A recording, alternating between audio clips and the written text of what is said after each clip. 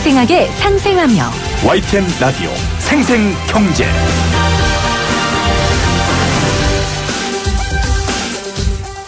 안녕하세요. YTN 라디오 생생경제 김혜민입니다. 오늘은 제헌절입니다. 헌법 제32조 모든 국민은 근로의 권리를 가진다. 국가는 사회적, 경제적 방법으로 근로자의 고용의 증진과 적정 임금의 보장에 노력하여야 하며 법률이 정하는 바에 의하여 최저임금제를 시행하여야 한다. 최저임금 후폭풍이 거셉니다. 정부에서도 급했는지 오늘 아침부터 당정협의회를 열었습니다.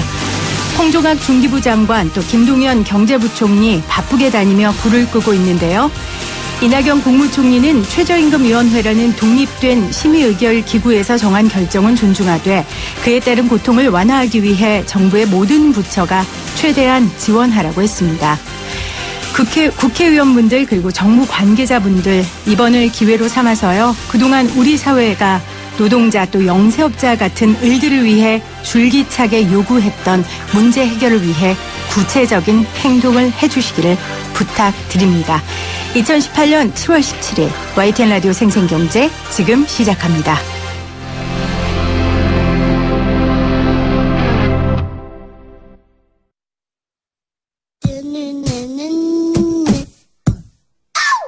생생하게 상생하며 건강한 경제 방송 YTN 라디오 생생경제. 오늘 가장 뜨거운 경제 뉴스를 제일 생생하게 전해드리는 시간입니다.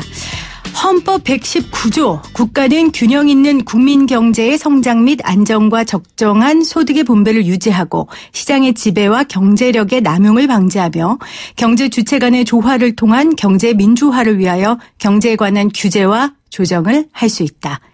오늘 제헌절이니까 제가 좀 틈나는 대로 이 헌법을 읽어드리려고 합니다. 고백하자면 저도 이렇게 헌법을 찬찬히 읽어본 건 처음입니다.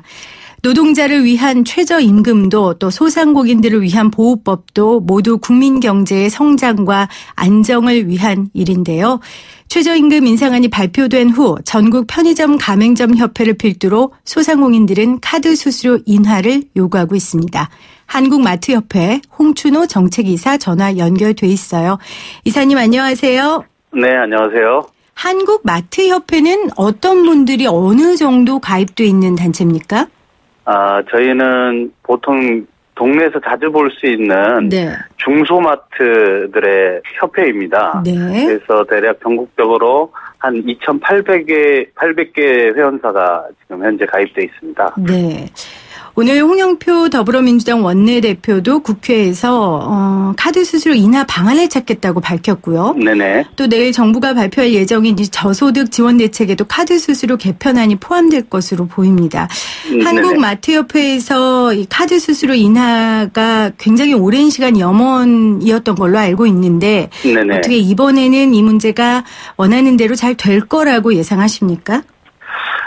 기대는 많습니다만 또 지켜봐야 될 상황이라고 생각이 들고요. 네. 저희가 주로 주장하는 것은 대기업과의 이 차별적인 수수료가 네. 이번 과정에서 제대로 좀 개선이 되기를 바라고 있습니다. 네, 대기업과의 차별적인 수수료라고 말씀을 하셨습니다. 조금 네네. 더 구체적으로 좀 말씀해 주시겠어요? 예. 대기업의 경우에 카드 수수료율이 업계 최저 0.7%에서 형성이 되고 있습니다. 네. 이에 반해서 저희 중소상인 가맹점의 경우에는 현재 최고 수수료인 2.5%로 책정이 되고 있고요. 네. 시청자 여러분께서 이 퍼센트율이라 얼핏 들으시면 아주 미미한 숫자로 느껴지시겠지만 제가 한번 연매출 기준으로 한번 예를 한번 들어드리겠습니다. 네. 10억 기준으로 매출이 생긴다면 대기업은 카드 수수료를 700만 원을 납부하게 되고요. 네. 중소상인은 2,500만 원을 납부하게 되는 것이 현재 발생하고 있는 엄청난 차별입니다.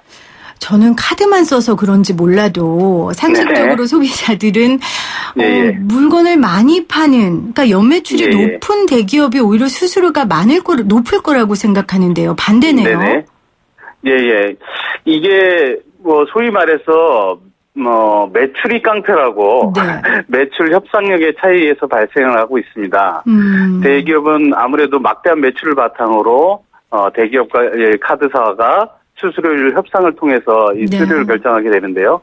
저희 같은 중소마트나 동네 슈퍼, 편의점, 약국, 프랜차이즈 빵집 등의 주변에서 흔히 볼 수 있는 자영업자들은 협상을 할 수 있는 어떤 법적 근거도 없기 때문에 네. 현재 카드사로부터 일방적으로 수수료율을 통보받고 있는 실정입니다. 그러니까 법적 근거가 있는 게 아니라 카드사하고 같이 협의해서 정하시는 거잖아요. 이 퍼센테이지를. 예. 그러다 보니까 이제 협상력이 있는 대기업이나 백화점 같은 경우에는 수수료가 낮은 거고요. 네네. 그리고 지금 말씀하신 중소마트나 동네 슈퍼, 편의점 같은 정말 우리 주변에 흔히 볼 수 있는 이런 자영업자들은 협상을 할 수 없는 거고요. 지금 이게 현실인데요. 네, 맞습니다. 예. 그렇다면 카드 수수료가 몇 퍼센트면 적당하다고 보시는 거예요? 저희가 보기에는 세계적으로 여러 나라에서 발생하고 있는 카드 수수료 구조들 보더라도 네.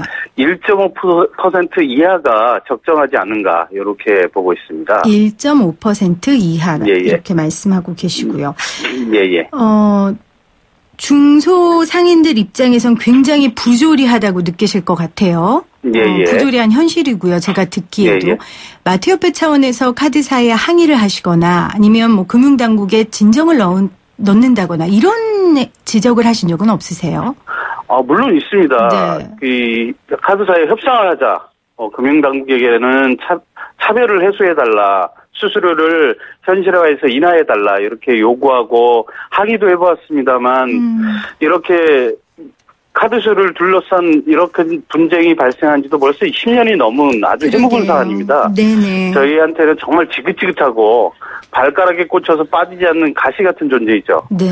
그런데 그동안 금융당국에서 근본적인 이런 카드 수수료 체제를 개편하기보다는 우대 수수료를만 찔끔 내리는 미봉책만 펼쳐왔습니다. 네. 카드사는 입장에서는 시장에 맡겨야 한다면서도 수수료율 가격 결정에서는 상대방인 카드 가맹점과의 협상에는 전혀 응하지 않아 왔고요.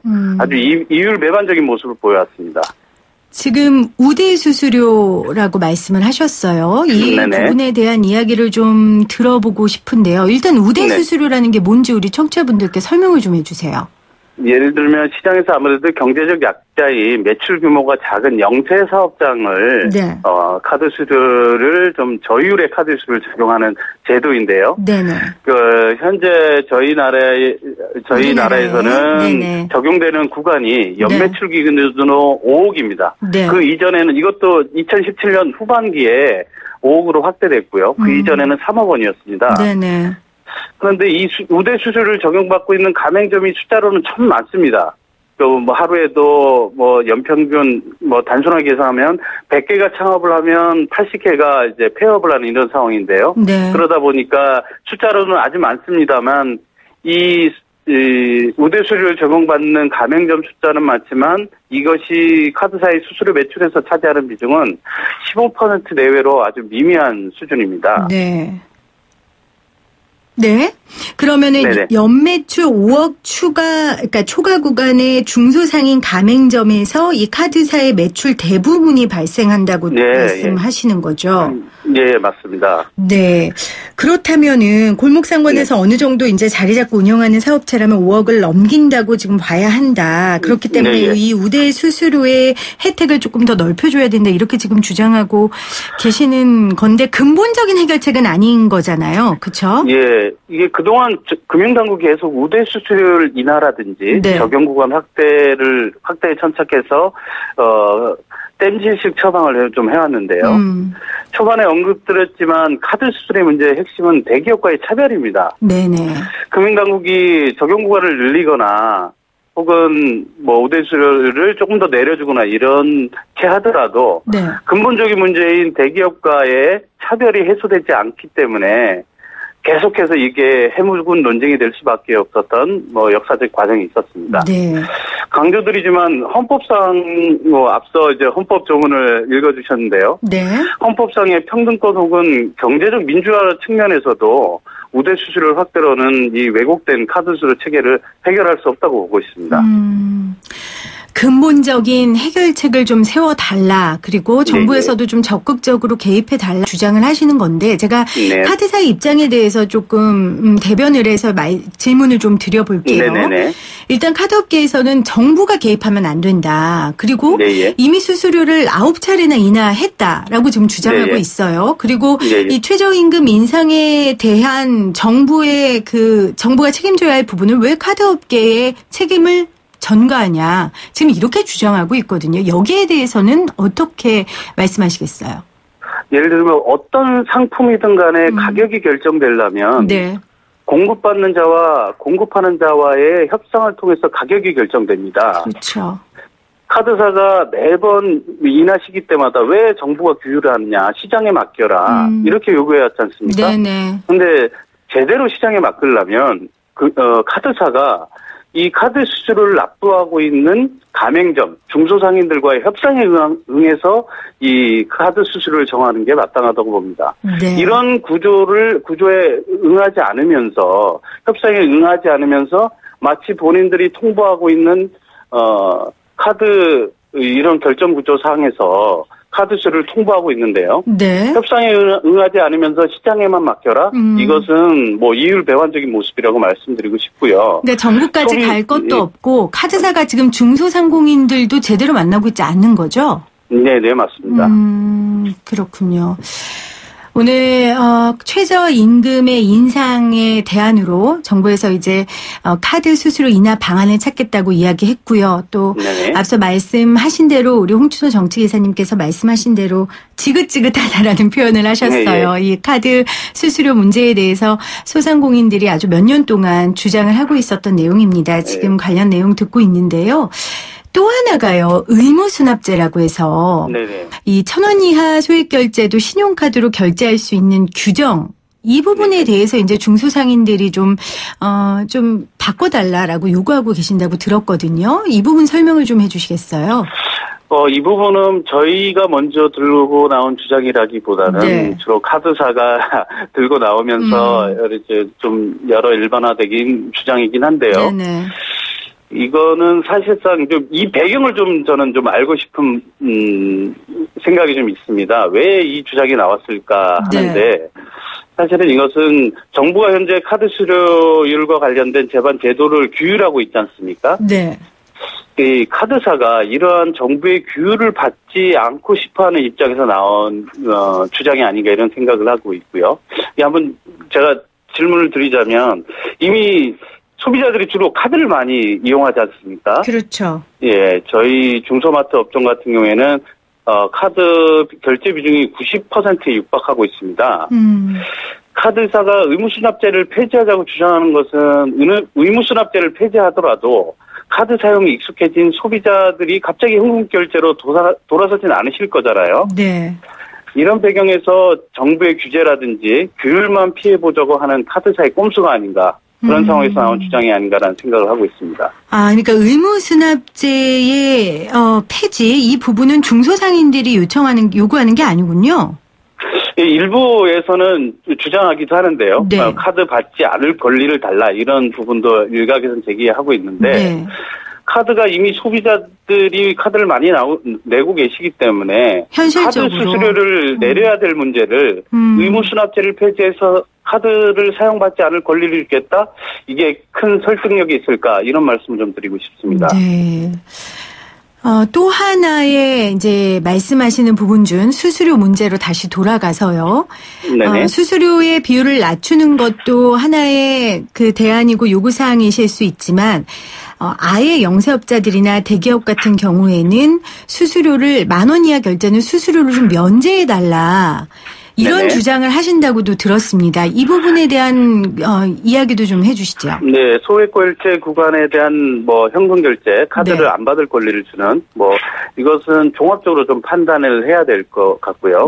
소비자 불편 문제도 있을 거기 때문에 이것이 갑자기 된다고 하면 일단 소비자 입장에서는 잔돈이라든지 현금을 소지해야 되는 여러 불편 문제들이 생기기 때문에 의무수납제 폐지에 따른 혹은 현금 결제 구간을 정하는 문제와 관련해서는 종합적으로 판단을 내려서 해야 되고 단순하게 이게 최저임금 때문에 큰 부담이 되고 있으니 요런 반대급부로 현금 결제 구간을 늘려주자. 이렇게 땜질집 처방하는 것은 좀 문제가 있다고 봅니다. 네, 지금 그 의무 수납제에 대한 입장을 추가로 밝혀주신 거고요. 예, 제가 이제 지금 추가로 질문 드렸던 거는 소규모 자영업자, 택시 등 영세 가맹점의 10,000원 이하 결제 수수료를 이제 면제해달라. 네, 이 부분에 대해 제가 여쭤봤거든요.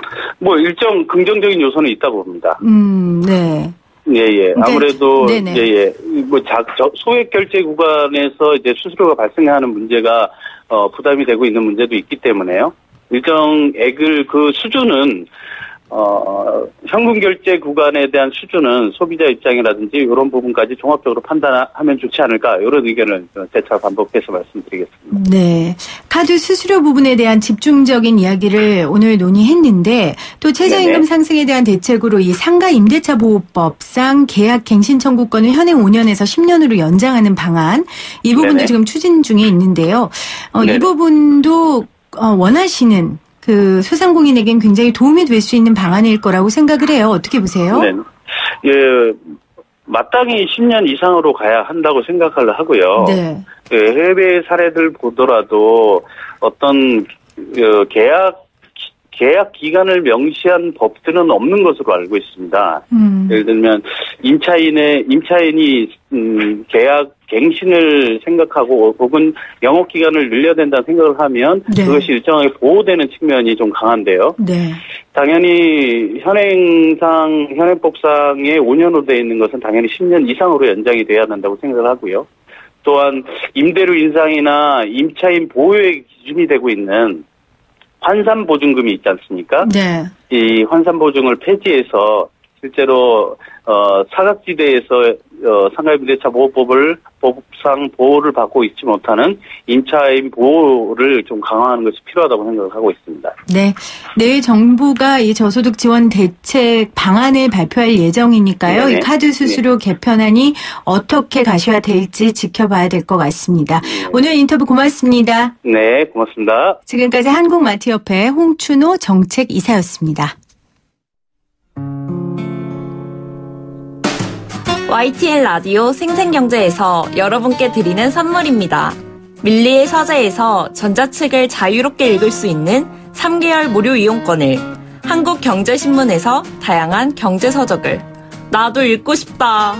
100% 영미권 1:1 프리미엄 화상영어 클라소에서 1개월 이용권, 나도 공부하고 싶다. 자연으로 빚은 톡 쏘는 아름다움, 주식회사 테미스의 테미스 센텔라 탄산팩 세트, 유해 성분 없는 순하고 순한 보습크림 아이스크림 크림, 나도 쓰고 싶다를 보내드립니다. 이 푸짐한 선물 받으실 수 있는 방법입니다. 지금부터 제가 내는 퀴즈 잘 들으시고요. 샵 0945, 우물정 0945로 문자 보내주세요. 오늘의 생생 퀴즈입니다.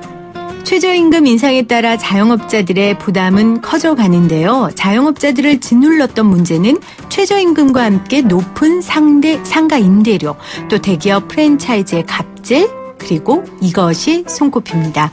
그래서 이번에 중소상인 중심의 자영업자들이 정부에게 카드의 이것의 인하를 요구하고 나섰는데요.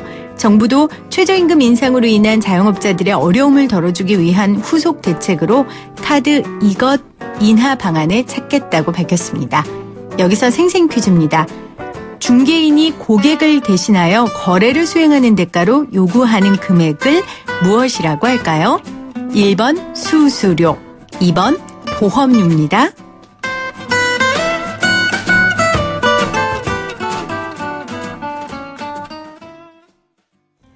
1번 수수료, 2번 보험료. 여러분들 정답 보내주시면서요.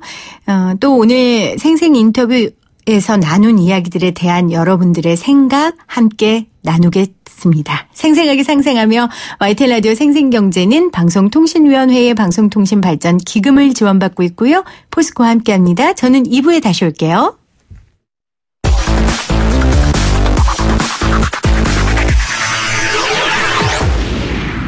생생하게 상생하며 YTN 라디오 생생경제.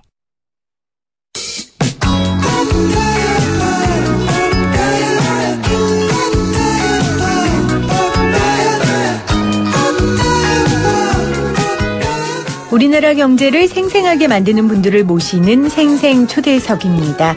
여러분 직장에는 워킹맘 동료가 몇 명이나 되세요? YTN 라디오 PD들은 절반 이상이 워킹맘이거든요. 아마 다른 회사도 꽤 될 것이라고 생각이 듭니다. 워킹맘의 삶, 제가 해보고 있지만 만만치 않습니다. 워킹맘이 행복해야 직장과 가정이 행복하고요. 직장과 가정이 행복해야 대한민국이 행복합니다. 워킹맘 도우미 이수연 한국워킹맘 연구소장과 오늘 생생초대석 함께 할게요. 소장님 안녕하세요. 네, 안녕하세요. 전우를 만난다는 마음이 이런 걸까요? 그럼요. 보기만 해도 막 무슨 얘기 해주실 알 것 같고. 네네. 우리 눈빛만 봐도. 그러니까요. 네. 오늘 밤새서 얘기할 수 있을 것 같고. 맞습니다. 네. 우리 같은 워킹맘이 전국에 얼마나 됩니까? 일단 굉장히 많다고 보시면 되는데요. 네. 통계청 자료에 의하면 배우자가 있는 1,200만 가구 네. 중 이제 맞벌이 비율은요 545만 가구 있다 그렇게 저기 추산되고요. 네. 이거는 이제 따지고 보면 이제 10쌍 중 한 4쌍에서 5쌍 정도는 이제 맞벌이 가구를 하고 있다. 예, 그렇게 보시면 됩니다. 더 늘어날 거고요, 아마. 앞으로 훨씬 더 많이 늘어나겠죠. 그렇죠. 네. 그래서 이 워킹맘이 행복해야 직장과 가정이 행복하고 그래야 대한민국이 행복하다는 제 얘기가 결코 지나친 이야기가 아니에요. 그럼요. 네. 그래서 이제 저희가 항상 외치는 슬로건이 워킹맘은 대한민국의 에너지입니다라는 이야기를 항상 하거든요. 네네. 네. 우리 워킹맘이 행복해야 되니까요. 맞아요. 네. 오늘 이 에너지 얻는 비법을 우리 이수연 한국워킹맘 연구소장님과 나눠볼 텐데요. 먼저 소장님, 워킹맘이라는 게 도대체 뭔지 먼저 정의를 좀 내려주신다면요. 일단은 뭐 많이 알고 계실 겁니다. 이제 직장맘이라고도 표현하기도 하고요. 일단 기본적으로는 일하는 엄마를 저희가 이제 통상적으로 워킹맘이라고 그렇게 부르고 있습니다. 네. 네. 근데 워킹맘 하면은 사람들이 보는 게 좀 고생한다. 아니면 생계가 어려워서 일을 하나? 혹은 육아가 싫어서 일을 하나? 뭐 이런 조금 지엽적인 생각으로 보는 것 같아요. 근데 우리 소장님은 워킹맘으로서의 좀 자부심을 가져라. 이런 메시지를 많이 전달하시더라고요. 네. 물론 이제 지역적인 뭐 주변에서 바라보는 그런 편견도 있지만요. 사실 이제 워킹맘 스스로가 워낙 이제 해야 될 일이 많기 때문에 힘들잖아요. 네. 네.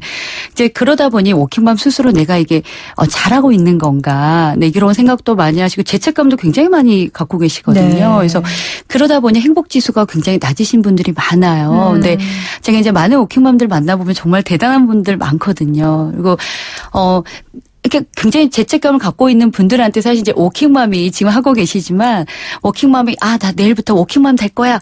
한다고 해서 할 수 있는 게 아니잖아요. 그럼요. 우리 워킹맘이라는 게. 네. 일단은 이제 일도 있어야 되고 아이도 있어야 되는 이런 상황인데 사실 우리는 너무 당연하게 갖고 있는 이 두 가지가 누군가에게는 굉장히 꿈의 모습일 수 있거든요. 그렇죠. 그래서 저는 이제 많은 우리 워킹맘들 만나면 지금 너무 힘들지만 사실 내가 워킹맘인 거에 대해서 아무나 할 수 없는 일을 너희는 하고 있다. 대단한 네. 사람들이다. 그래서 네. 조금 자부심을 가져도 좋다는 이야기를 굉장히 많이 말씀을 드리거든요.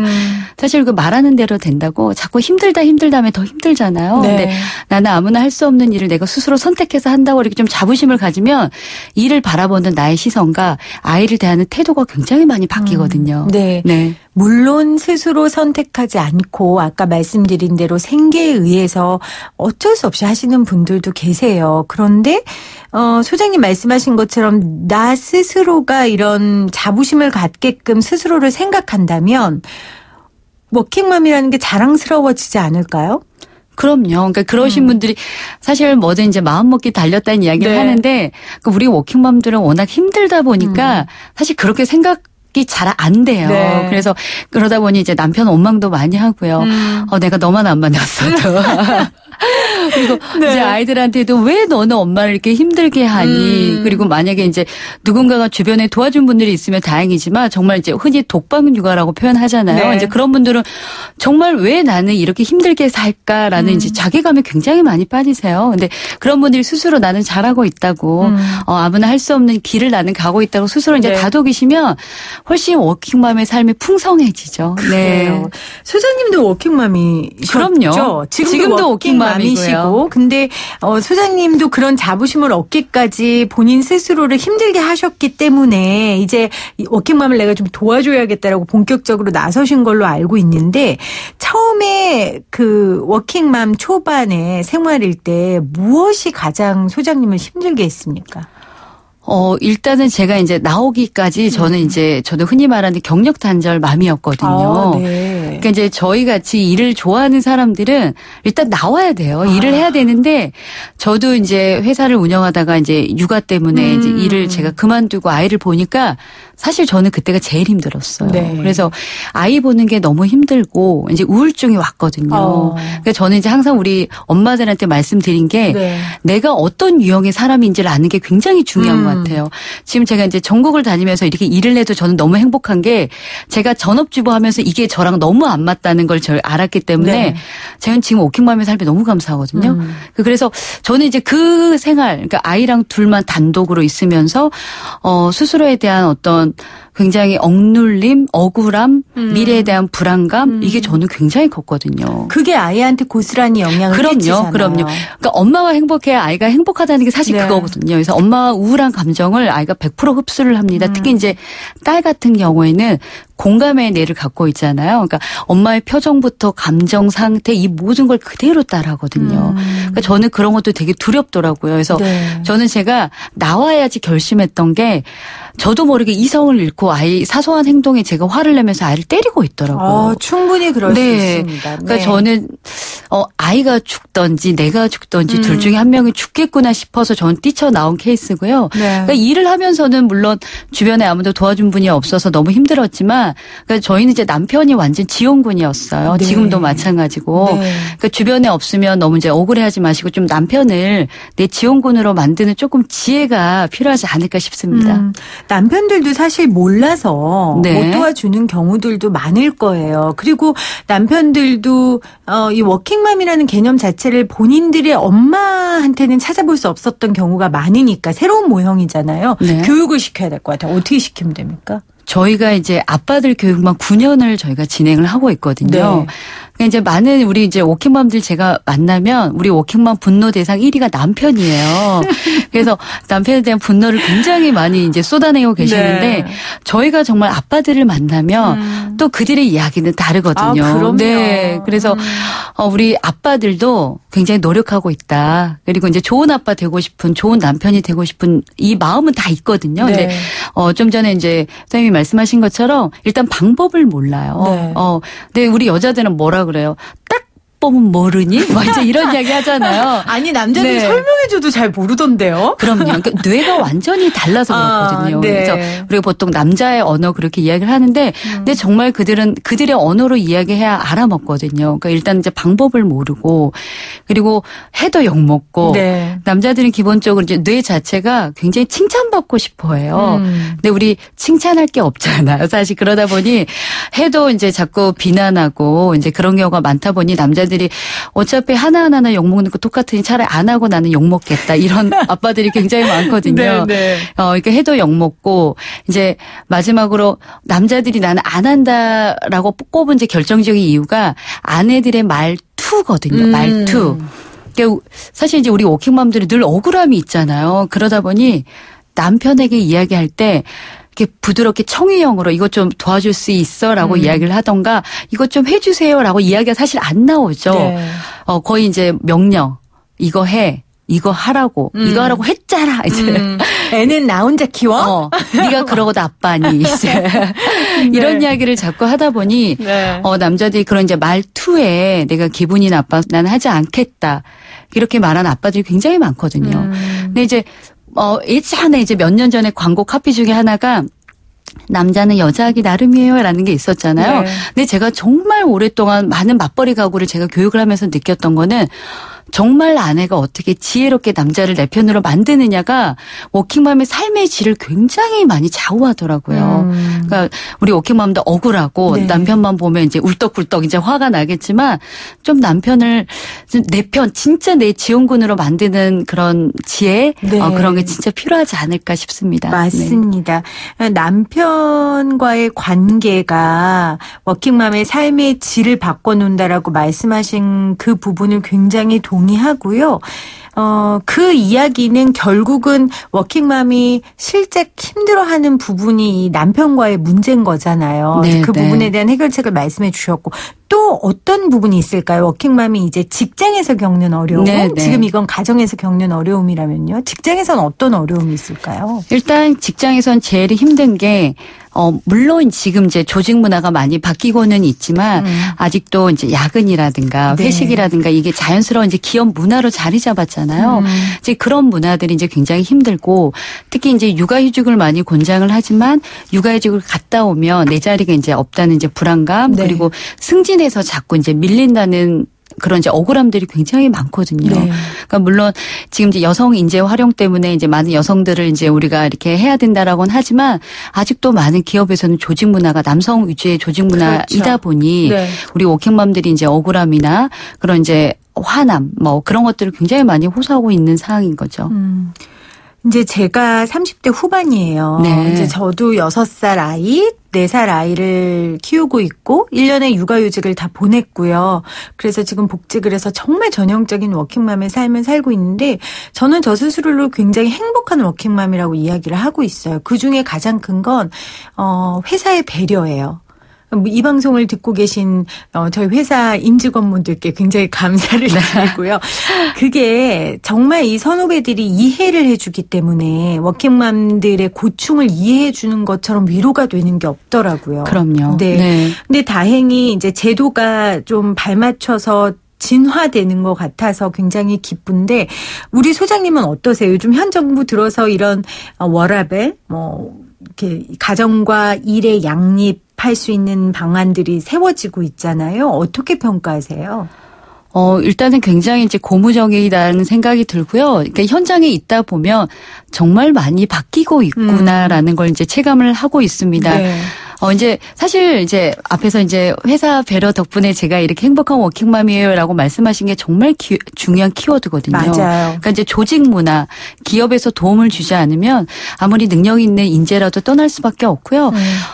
이제 그럼에도 불구하고 인재 시작 단계다 보니 아직도 보완할 사항은 굉장히 그럼요. 많거든요. 그래서 사실 기업도 기업 문화도 나름대로 바뀌어야 되고요.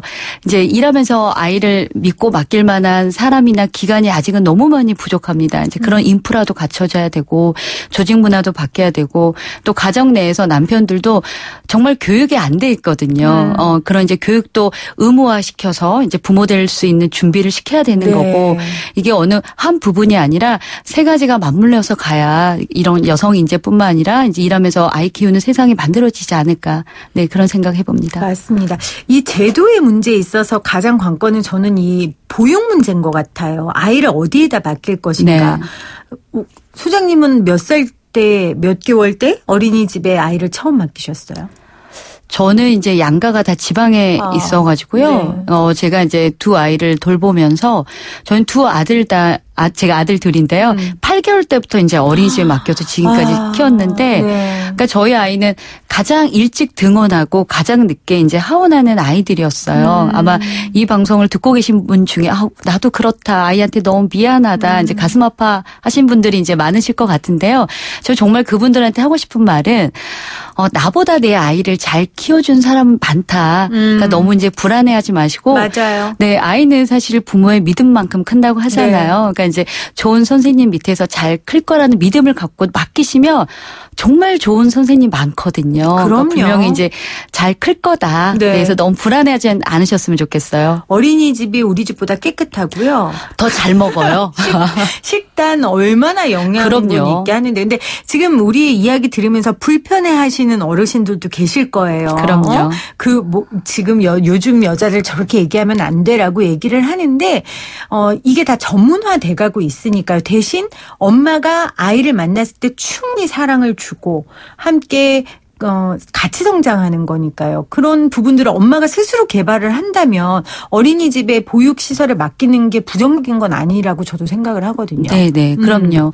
그러니까 사실 골든타임이 있거든요. 아이와의 골든타임. 그게 이제 만나서 엄마 퇴근하고 아이를 만났을 때 10분, 딱 그 10분이 골든타임인데요. 그 10분간만, 근데 우리는 사실 아이 만나면 너무 바쁘잖아요. 그때부터 그렇죠. 저녁 준비해야 되고 아이 빨리 씻기고 막 이렇게 해야 되다 보니 바쁜데 딱 그때만 내가 다른 걸 잠깐 밀어두고 아이의 눈을 바라보고 이야기를 들어주고 스킨십을 해줄 수 있으면 아이가 엄마 놀아줘, 나 좀 봐줘 이렇게 안 하거든요. 그래요, 맞아요. 네, 그래서 아이의 정서적인 부분만 우리가 충분히 좀 고려한다면 누구에게 맡기든 간에 우리 아이 너무 잘 자랄 거라는 네, 그런 좀 믿음은 가지셨으면 좋겠습니다. 네, 우리나라 경제를 생생하게 만드는 분들을 모시는 생생 초대석입니다. 아까 말씀드린 것처럼 지금 가정의 거의 절반 정도가 워킹맘, 그러니까 워킹맘이 있는 가정입니다. 그래서 한국 경제의 이 워킹맘들의 역할이 굉장히 중요한데요. 그래서 오늘 한국 워킹맘 연구소 이수연 소장님과 말씀 나누고 있습니다. 우리가 제도의 문제 또 가정에서의 문제 살펴봤는데요. 소장님, 저는 워킹맘 스스로에 갖는 문제도 있는 것 같아요. 네, 맞습니다. 뭐가 제일 클까요? 일단은 내가 다 해야 된다라는 내가 다 해야 된다. 네, 욕심. 맞습니다. 왠지 내가 해야 될 것 같고 직장에서도 너무 완벽하게 일을 잘해야 될 것 같고 가정 내에서 엄마표 밥상을 해줘야 될 것 같고 집안도 깨끗해야 될 것 같고 우리 아이 누가 봐도 어머 아이 너무 잘 키웠어요. 이런 이야기를 듣고 싶은 욕심이 있거든요. 근데 이제 해보셔서 아시잖아요. 그게 정말 불가능하다는 거. 욕심이죠. 네, 슈퍼우먼은 없다. 이 세상에 존재하지 않는다. 그래서 저는 정말 우리 워킹맘 스스로 내가 잘할 수 있는 거에 집중하고 그러지 않은 건 다 아웃소싱 하셨으면 좋겠어요. 아니면 내려놓거나. 반찬도 요즘 얼마나 잘 만들어주는 데가 많은데요. 그럼요. 그러니까 사실 저도 거의 사 먹거든요. 네. 그 반찬이나 국은 거의 사 먹고요. 근데 엄마들이 내가 해야 된다는 욕심이 있으면 사실 반찬 가게도 안 보여요. 그러니까 이제 그런 욕심 나는 이게 부족해라고 스스로 인정하는 게 굉장히 중요하고요. 네. 인정하고 내려놓으면 반찬 가게도 보이고 그런 사이트도 보여요. 사실 우리가 이제 엄마표 밥상을 고집하는 게 MSG가 들어갔을까. 내가 이거라도 해줘야 엄마인 것 같고 그런 생각이 들잖아요. 네. 근데 굳이 맛도 없는 사실 내가 할 수 있는 반찬 짧은 시간에 할 수 있는 게 몇 개 안 되잖아요. 그러니까 애가 안 먹는 게 맛없어서 안 먹는 경우가 되게 많거든요. 근데 우리는 또 서운하잖아요. 네. 애 잡아요. 왜 엄마가 이렇게 했는데도 안 먹어? 얼마나 고생해서 만들었는데 근데 저도 안 먹어요. 저도 안 먹어요. 네. 그러니까 그래서 중요한 게 굳이 내가 하려고 하지 말고 차라리 맛있는 데를 뚫어서 사 먹고 그 시간에 아이랑 충분히 스킨십하고 그렇죠. 아이랑 교감하는 게 내 아이를 위해서 굉장히 중요하다는 거. 그래서 청소도요. 사실 엄마 혼자 하는 게 아니에요. 청소는 가족이 다 함께 하는 거예요. 그래서 청소는 몰아서 주말에 하는 거. 그리고 저는 정말 위로가 되면서 제 스스로 항상 하는 말이 너무 깨끗한 환경이 오히려 아이를 면역력을 약하게 시킨다. 그래서 적당한 지저분은 정말 필요하다. 그런 말만 왜 들릴까요? 그러니까요. 쏙쏙 들어와요. 그런 뉴스들을. 근데 그게 되게 위안이 되고요. 정말 그런 것도 같아요. 그러니까 이제 그런 것들, 그러니까 나를 너무 스스로 올가매지 않으시면 좀 더 내 워킹맘으로서 삶이 조금은 나아질 것 같아요. 근데 실제 그렇기도 하고요. 네. 그러니까 말씀하신 것처럼 워킹맘은 어쨌건 돈을 벌잖아요. 그러니까 그 돈을 내가 아이와 좀 잘 지낼 수 있는 데 투자를 한다면 저는 되게 좋을 것 같아요. 반찬 가게도 이용하고 또 어느 때는 청소 도와주시는 분들도 모시고요. 왜? 그 시간 동안 내가 아이와 집중할 수 있으니까요. 그래서 지금 말씀하신 거는 욕심을 좀 버려라. 저는 또 하나는 이 죄책감인 것 같아요. 네, 맞습니다. 내가 나 혼자 잘 먹고 잘 살려고 이러는 건 아닌데 아이는 행복해하지 않는 것 같고 내가 뭐 때문에 이렇게 일하지? 너무 미안하다라는 죄책감. 이 부분은 어떻게 해결해야 됩니까? 맞습니다. 그러니까 우리가 평소에 이제 그런 생각을 갖고 있다가도 특히 이제 아이가 아플 때 그 죄책감은 정말 배가 되잖아요. 내가 무슨 부귀영화를 누리겠다고 이렇게 아픈 애를 두고 출근할까? 이게 뭘까? 이제 이런 생각이 많이 드는데요. 사실 이제 죄책감 역시 마찬가지예요. 그러니까 내가 다 잘하려고 내가 다 해야 된다는 생각이 그 죄책감을 갖게 하거든요. 근데 정말 엄마가 행복해야 아이가 행복하다는 건 진리 중에 진리이기 때문에 그러니까 여기서도 마찬가지로 일단 내가 할 수 있는 거에 집중하고 나는 스스로 좋은 엄마다 잘하고 있다라는 생각이 굉장히 중요합니다. 네. 사실 우리 워킹맘들 제가 정말 많이 만나는데 그들이 듣고 싶어하는 이야기는 우리 거창한 게 아니잖아요. 수고했다. 넌 지금도 잘하고 있어. 야 괜찮아 지금도 충분해. 우리 이런 말 되게 듣고 싶잖아요. 네. 근데 누가 해줍니까? 제가 하죠. 그렇죠. 스스로. 네, 맞습니다. 네. 그러니까 이렇게 죄책감 없이 스스로 되게 행복한 워킹맘이야라고 말씀하신 분들 공통점이 이거예요. 스스로 해준다는 거. 내 스스로 괜찮아. 지금이면 충분해. 넌 지금도 잘하고 있어. 수고했다. 애썼다. 내 스스로 그렇게 말씀을 해주시는 우리 워킹맘이 되신다면 죄책감도 나 왜 이렇게 이거밖에 못하지라는 자괴감도 네. 훨씬 낮춰질 수 있습니다. 그래서 꼭 그렇게 한번 해보시면 좋을 것 같습니다. 그리고 이제 오늘 죄송합니다. 제 얘기를 많이 하게 되는데 제가 워킹맘이다 보니까요. 저는 저 스스로 이런 생각을 참 많이 해요. 내가 꼭 돈 때문에 이 일을 하는 건 아니다. 내가 행복하기 위해서다라고 제 스스로 일을 하는 그 정체성을 스스로에게 말을 많이 해주고요. 아이들한테도 엄마가 꼭 돈 때문에 일하는 건 아니야. 왜냐하면 그렇게 되면 아이가 엄마가 돈 벌려고 나를 이렇게 두고 가나 이렇게 생각할 것 맞습니다. 같아서요. 네. 저는 아이가 아주 더 어렸을 때도 엄마도 엄마의 일이 있어. 엄마의 사명이 있어. 그래서 엄마는 오늘 가서 일을 하는 거야라고 이야기해 줬거든요. 저 잘하고 있는 거죠. 너무 잘하고 계시는 거고요. 네. 근데 이제 그게 너무 많은 워킹맘들이 그렇게 생각을 하고 말씀을 하시면 너무 좋겠지만 그게 쉽지가 않잖아요. 많은 워킹맘들은 그럼에도 불구하고 생계형이 거의 대부분이다 보니까 아이한테 늘 이제 미안함이 굉장히 크죠. 그러니까 이렇게 스스로 행복한 워킹맘이야 나는 일하는 게 너무 좋아라고 하신 분들은 사실 아이한테 쓰는 단어 자체가 굉장히 다르거든요. 보통 우리가 아이한테 미안함을 많이 갖고 계신 분들은 미안해. 엄마가 미안해. 엄마가 늦어서 미안해. 엄마가 옆에 없어서 미안해라고 많이 말씀을 하시는데 이게 왜 문제가 되냐면 엄마가 아이한테 미안해라는 이야기를 많이 하면요. 아이는 엄마가 나한테 잘못하고 있다고 생각을 합니다. 그래서 엄마가 일하는 게 죄가 아니라 우리 가족을 위한 건데도 엄마 지금 일하니까 나한테 잘못하고 있는 거야. 그래서 아이가 보상을 바라거든요. 네. 엄마 일해? 나 이거 사줘. 엄마 일했지? 엄마 늦게 왔지? 나 이거 해줘. 보상을 바라는구나. 자꾸 이제 그렇게 네. 되다 보면 엄마도 힘들어지고 아이는 그게 당연한 권리인 줄 알고 있거든요. 네. 그래서 엄마가 좀 스스로 나는 생계형이 아니라 진짜 자아실현. 자아실현, 나 꿈을 위해서 일하고 있다라는 어떤 그런 좀 자부심을 갖고 계신 분들은 아이한테 똑같은 상황이어도 미안해가 아니라 고마워라고 표현하시거든요. 엄마가 늦었지만 기다려줘서 고마워. 엄마 이렇게 해줘서 고마워라고 자꾸 표현을 하다 보면 아이는 엄마의 부재에 대해서 굉장히 긍정적으로 받아들입니다. 그래서 지금 너무 이제 잘하고 계신 게 그런 아이가 엄마의 부재를 긍정적으로 생각하게 도와주고 내가 엄마를 일할 수 있게 도와주고 있다라고 네. 좀 생각하게 이렇게 만드신 것 같아요. 그래서 네. 그러니까 그런 메시지가 아이가 긍정적으로 엄마를 바라보게 하는데 굉장히 필요한 요소이기 때문에 많은 워킹맘들도 물론 쉽지는 않지만 힘들지만 그럼에도 불구하고 아이한테 미안해 대신에 고마워하시는 네. 거. 내가 돈 때문에 물론 일한 부분도 있지만 나의 꿈을 위해서 또 엄마의 길을 아이가 그대로 따라오잖아요. 엄마 뒷모습을 보고. 네. 그러니까 나는 아이의 길을 내가 만들고 있다라고 좀 생각을 하시고 쉽지는 않지만 우리가 자부심을 가지고 조금 화이팅 하시면 어떨까 네. 생각을 해봅니다. 네. 오늘 워킹맘에 대한 이야기 나눴는데요. 마지막으로 제가 이제 워킹맘이다 보니까 자꾸 워킹맘의 이야기만 하게 됐는데 워킹맘 주변에 있는 분들. 그 주변에 있는 분들이 워킹맘에게 좀 어떻게 배려해주고 좀 어떻게 대해주시면 좋을지 팁을 좀 주세요. 네. 네, 일단은 가장 크게 이제 주변인들이라고 하면 일단 이제 남편이 될 수 있을 것 같고요.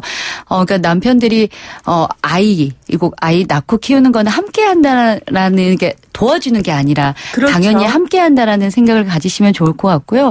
또 우리 워킹맘 주변에 또 아이를 돌보는 조부모 분들도 쉽지 않구나. 많은 이제 워킹맘들이 스트레스 느끼는 부분들이 우리 남편이 늦게 오면 당연한 거고 내가 늦게 오면 죄인이 된다는 이야기를 많이 하시거든요. 그러니까 똑같이 일하면서 아이 키우는 거 쉽지 않기 때문에 말 한마디라도 수고했다 애썼다라는 이야기를 해주시면 좋을 것 같고요. 또 워킹맘 주변인이라고 하면 우리가 빼놓을 수 없는 게 전업주부 친구들이잖아요. 그러니까 저는 항상 말씀드린 게 영원한 워킹맘 없고 영원한 전업주부 없거든요. 그러니까 서로 도와가면서 정말 워킹맘한테는 전업주부 친구가 정말 필요한 맞아요. 지원군이고 네. 우리 이제 전업주부도 나중에 취업하는데 워킹맘이 굉장히 좋은 지원군이 될 수 있거든요. 그러니까 서로 아이를 함께 키운다는 왜 아이를 한 명 키우는데 온 마을이 필요하듯이 우리 워킹맘들이 일하면서 아이 키우는 데는 주변인들의 도움이 굉장히 필요하다는 거. 그래서 네. 서로 잘하고 있다고 위로하고 격려하면서 응원해 주시면 좋을 것 같습니다. 네. 오늘 이수연 한국워킹맘 연구 소장과 함께한 생생초대석. 제가 막 더 생생하게 힘이 나는 것 같습니다. 한국워킹맘을 대표해서 더 열심히 일하도록 하겠습니다. 수장님 고맙습니다. 네, 고맙습니다. 1861님 1번 수수료 핫 경제 이슈 쉽게 풀어주고 생동감 있는 생생경제 경제지평을 열어줍니다. 폭염도 잊은 채 정치하고 있습니다요. 보내주셨어요. 3391님 수수료 날씨 너무 더워 승객이 없어요. 택시인데요. 수수료 좀 없애주세요. 너무 힘들어요. 이렇게 보내주셨네요. 더워도 너무 더운 날입니다. 여러분 더위에 지치지 마시고요. 생생하게 여러분의 삶의 현장 가운데 살아나가셨으면 좋겠습니다. 저는 내일 이 시간 다시 올게요. 여러분 고맙습니다.